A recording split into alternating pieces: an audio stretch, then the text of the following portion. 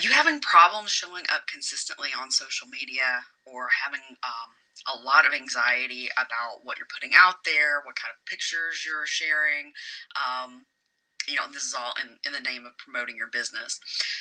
If you're having a hard time showing up, ask yourself if you've got, is it a fear of showing up for your peers, for other coaches and healers, other business owners? Is it a fear of what you're offering, or is it a fear of people seeing what you're doing that are in your real life, your offline life? Is that stopping you from showing up? I worked with a fantastic client over the summer, and she was having a hell of a time, like, just posting. And I thought it was a strategy thing, and it wasn't so much a strategy thing. So it turned out that it really was like a family thing. It was family and friends that she had on her profile. And this is basically how to, it's not really so much three people as it is like three groups of people that you should strongly consider blocking, getting off of your profile so that you can show up consistently. So, if you're wanting to build a business online, the name of the game is to show up with consistency and by being unapologetically you. Especially if you're someone who is not interested in doing like the hypey marketing that's out there, and you're really wanting to build a business with integrity. The way you're going to stand out is by being unapologetically you, and that can be terrifying anyway. With complete strangers. And it can also be kind of, it can be worse, with if you've got people like from your real life. And so the three categories I'm going to be talking about is first, family, unsupportive friends, and anybody that you know from work. If you've got those kind of people in your audience, I would strongly encourage you to either block them or set up a second account that you just use for your business, right? A lot of people will try to separate, their online life and their kind of real life, still having everything on Facebook by having a business page. And certainly that's what Facebook wants us to do. They want us to do everything from our business page, but then they don't show our business pages to, a very small fraction of your audience. And so if all you're doing is posting your business stuff on your business page, nobody's seeing it. Nobody is fucking seeing it, okay? Because they want you to pay for ads. So if you're making that mistake and you've got people on your profile as friends that you're concerned, you feel like you're holding yourself back, you want to think about getting those people off, and even blocking them. I'm going to tell you a couple of stories. Some from well, yeah, these are all from my own life. Okay, so first off, your family. Okay, so a lot of us that are in the coaching and healing space, we're kind of the black sheep of our families, right? We're the people that didn't follow the traditional route. We, we don't want to work a corporate job. We want to work for ourselves, and frequently family. Unless you come from a family of entrepreneurs, families don't often understand that, and some of it's very well meaning. Like, they want you to be safe, they want you to be secure, and they're concerned about you working for yourself. They're concerned that there's no safety and security in that, right? So some of it can be very well meaning. Some of it can just be like judgmental bullshit. Whatever it is, if it's going to be a problem for you to show up and say what you need to say and talk about what you want to talk about, because your mom might read it or your cousin might read it, or whatever, then you need to get them off of your profile. And I'll tell you a story. So, my if you've followed me for a while, you know that I used to go just by Heather Wild. Okay, Wild is not my last name. My last name actually is Smith. But when I was sex coaching, in an attempt to buffer my family, so that they wouldn't be embarrassed anymore. Because when I was working as an escort, I actually went on national television a couple of different times speaking for sex workers' rights. So I was on the local news twice, being interviewed about sex workers' rights. I spoke at Georgia State University. I spoke at Emory University to the abnormal psych class. I actually got paid to speak at Emory. I'm a paid college speaker. Um, and I was on an MTV documentary and I was on an ABC documentary, and this was all like back in the 90s, so it's like ancient history. But my family, naturally being from a very small town, were mortified and humiliated by my actions. So when I got into coaching and I decided that I was going to turn all my ill-gotten knowledge from being a sex worker into being a sex coach and helping people with their sex and romance, I decided that I would go by a different name. And actually went by Scarlet Wild for a while. And then when the sex coaching thing kind of fell by the wayside, I decided to go back to using Heather, but I liked the name Wild anyway. I had two different Facebook profiles, okay? And this is also kind of a cautionary tale, because it kind of doesn't matter what you do if you're trying to kind of protect your family or just keep this part of your life. Just know that, like, if they're assholes or they're really being fucking nosy, like, there may be consequences, but you have to get over it. You just have to get over it and like go for it, right? But yeah, so I had two separate Facebook profiles, one for Heather Smith, which was me in real life, and one for Heather Wild, me in my coaching life. And I was writing a blog, under the different name and everything. Well, my nosy aunts or a cousin or something went and tracked down this blog. And on this blog, I was talking about um,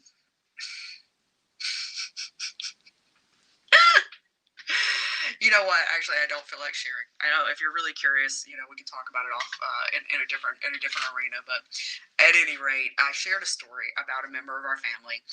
Again, I'm posting this under a completely different name. I'm not using my picture. I'm not using names of the innocent, the guilty or innocent were not named.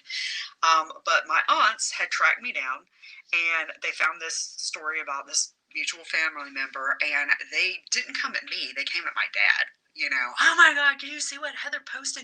I can't believe she said that. It was all this drama. And my dad didn't bring it to me. He just kind of like, dealt with it. But from then on, I just blocked everybody on my profile, on both profiles, on my personal profile as well as on my business profile. I blocked every fucking family member, even the ones that I don't have a problem with, because I just don't want the drama. Now, they can always make up fake profiles, and find me, but I've done what I can to protect their fragile little minds, and to try to be respectful of them, and if they're going to go that far to try to find out something, there's nothing I can do. So the family thing hasn't slowed me down so much because I just dealt with it. I just like blocked people. But it's something that a lot of people have a problem with, and they're really concerned about talking, especially if you are a coach that deals with kind of spiritual or woo-woo stuff, or you're a healer. A lot of people's families don't really understand that, and you don't. Like one of my aunts thinks that I have a demon because I'm bisexual. Um, so I whatever, it's family. I mean, what can you do? But one way you can do something you can do to just kind of mitigate the madness is just have a separate profile and or block. Just block people so that you don't have to think about it, right? Because you got to be consistent and you got to be showing up and you got to be speaking from the heart, and you can't be sitting back and being timid because you're afraid that your mom's going to say something, your aunt's going to say something, whatever. Okay, so the second group of people is if you have any unsupportive friends. So I'm not talking about friends that are necessarily like bad people, but if you've got friends that like don't support you in what you do, especially if they're constantly, or even whether it's constant or not, especially if they are the type of people that are giving you unwanted advice and telling you like, yeah, you need to do something else, you need to quit fucking with that, go get a real job, blah, blah, blah, blah. And sometimes that can come from a genuine place of concern, because again, like with our families, our friends don't want to see us hurt, and I'm starting to believe that entrepreneurship is no more a choice than being gay. I think that entrepreneurship is like, it's in your genes, it's in your fucking blood, and you either are an entrepreneur or you're fucking not, right? Because people who are true born entrepreneurs can't imagine working for other people. They're miserable when they work for other people, and people who are comfortable working for other people can't imagine being an entrepreneur. Like, there's so many of my friends that I've tried to convert over the years because I'm just like, oh, you would be so much happier, and they're like, no, I don't get it, I don't get it. And I would judge them for judging me, or no, wait, I would judge them for not wanting to be an entrepreneur. Sorry guys, if any of my like in real life friends are watching, but it just didn't make any sense to me. But then I didn't understand why they couldn't see my point of view, and I finally realized that it's just, you're either an entrepreneur or you're not. It's either something that sounds great to you or it doesn't, right? So there are people that are unsupportive just because they're worried about you, and it doesn't make any sense to them. Like, the only thing that makes sense to them is going to a nice, safe job, where they've got benefits and a guaranteed income. But that's what makes sense to them. That's what feels good to them. But then there are people that are just jealous. They've got a big dream that they're sitting on, and they can't imagine themselves ever going for it, and they have a lot of limiting beliefs.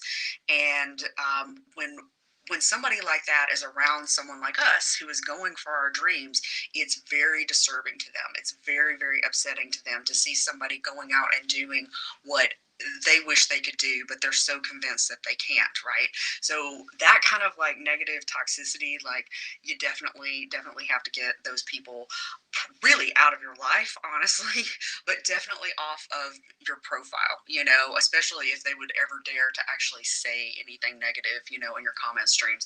I'm very protective of my online space. I don't like a lot of bickering, in my real life or online. People that are constantly people that put a lot of inflammatory stuff out, I will unfollow for a little while, or I will eventually just block or unfriend. You have to be protective because this is your workspace. And it's not just your workspace, it's your dream space. This is where you are birthing your dream, right? And so you want it to be like a positive, like, feel good place that you can show up, and there's no like negative energy coming at you. As much as you can control these things. So my friends in real life are very supportive, and I know that they probably think I'm fucking crazy because I have been at this for 10 years, and I'm just, getting some positive results, really, this year. And they probably wish I would block them because they're probably sick of seeing all of my business posts. And that can be another reason, to get your family and friends off of this place that you're going to be posting so much of your business content, because most of it is not going to have anything to do with them. It's going to be boring. It's going to be annoying, to see you like selling and talking about like, what it is that you do all the time, right? So that's another consideration. It may just be like the kind and loving thing to do for them. Okay, so the third group of people that I would strongly suggest getting off of your business profile, is anybody from your job, right? So if you've got people from your job on your profile, let's say that you need to take a day off work. You've got to take a day off work. I had to do this not for coaching, but when I was doing my limo business, there was a day that like I had to go down and like handle something, for my limo business. And it was like some governmental thing. Obviously I couldn't do it on the weekends. And I had to call in sick, to my job, because there was no way they were going to let me off for it. I knew they weren't, and I wasn't that kind of person that was like, constantly taking days off and like being a no-show, but I was like, I had to handle it, right? And so I had to lie and say I was sick, right? So let's say you ever had to do that for your business. It was just one of those things. Like, you had to be off because it was something you had to handle for your business. If something, if you're like called out sick to work, but then you had like you had to be on a summit that night. If your boss sees you on this, summit showing up for your business, and you didn't show up for your job, or one of your coworkers does, that can be a problem. Again, and the other thing, another point is that people are kind of into personal development and personal growth and spiritual growth, or they're not. There's not a lot of people that are kind of like in the middle. And a lot of people really look down on what we do because they don't get it, or they've had negative experiences, unfortunately. And so you might be holding back in how you're showing up and what you're talking about because your coworkers are on your profile, and it can, expressing views like HR actually will go through your social media profiles, for a lot of businesses. People lose their jobs. There's nothing wrong with the way they're performing at their job, but something they post on social media, their job doesn't like, and they lose their job. So I strongly recommend just block anybody, find them on social media and fucking block them, even on, leave. I wouldn't even have them on my personal profile personally, but if you had them on a personal profile and you had a separate profile for business, leave them off and then actually go track them down and just block them. Because all what I'm talking about doing basically is like giving yourself the peace of mind to be able to just get out here and do your thing and do it confidently and not have this extra stress, because building a business, I did a video about this the other night. It's not that it's hard, but it's not a sprint. It's a marathon, and you've got to be taking daily consistent action. And most of the stuff that makes it feel hard is our own resistance to things. So this is a way of taking some of the resistance out, so that you can post, so you can go live, so that you can show up for yourself, show up for your audience, find your clients and make some sales, so that you can get away from the job that you have to block people. But yeah, this is really just kind of like a setting yourself up for success thing, right? And if you don't feel like if you don't have any friends that are unsupportive, fine, leave your friends on.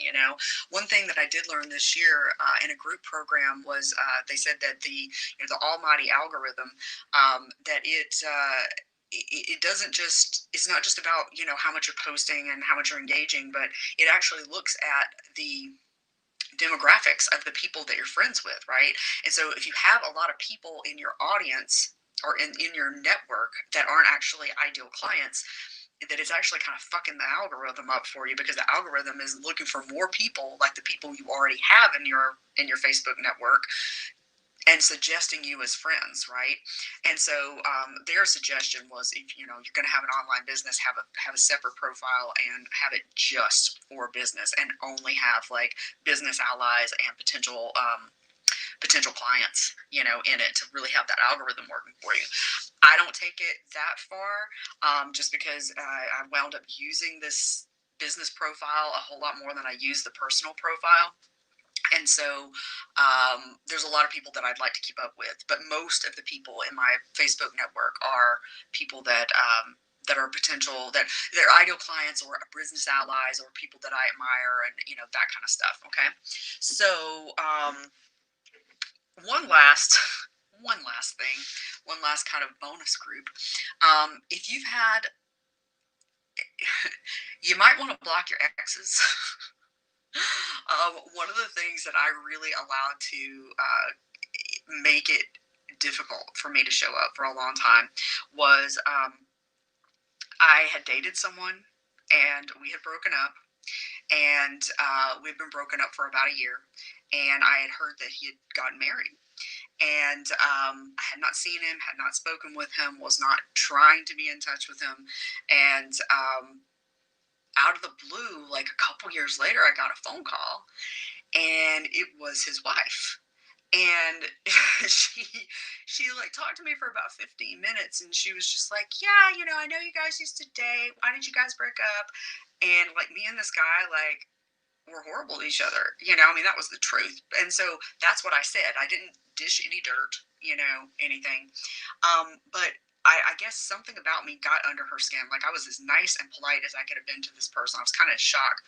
And I get off the phone, and like the next day, she's found me on MySpace, and she writes me this like crazy message about, oh my gosh, you sound so nice. I almost want to say that, I wish you guys hadn't broken up, but that's so crazy because I'm so happy. And I'm like, okay, if you're so happy, why are you contacting his ex-girlfriends to talk about it? So it was just this weird thing, and it really hurt me, and I really let it hurt me, and I really let it piss me off. So and of course everybody's jumping on for the drama portion of this. So I'm talking about why you want to consider like blocking like your exes and like anybody that might be related to them.